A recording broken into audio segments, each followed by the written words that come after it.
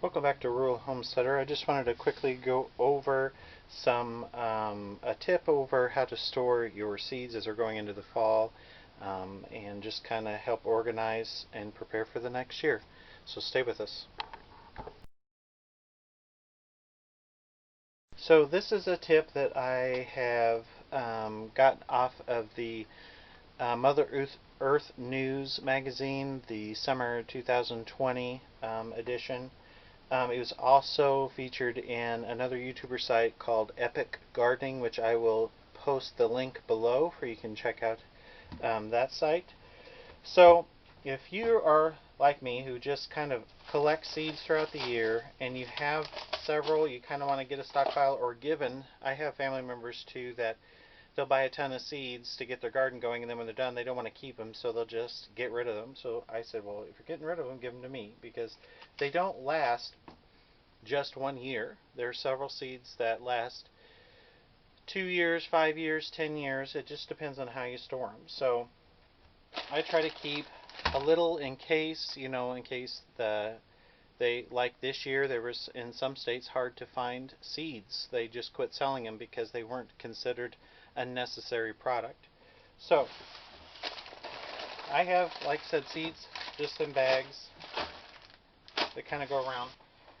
And this is how I kind of get them organized. So this is a tote that I got at Walmart for like 14 bucks.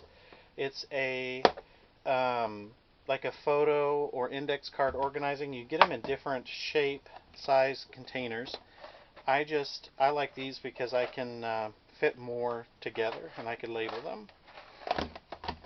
So my label maker ran out, that's why that one isn't labeled. So I have quite a bit fit in here. As you see, I have peas, I have hot peppers, I have the brassicas, kind of all organized.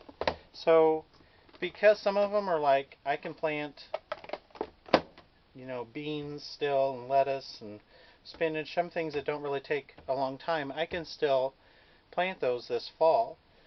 And so I don't want to have to sort through all of my seeds before I want to plant. So this way, like I said, I have a lot of seeds.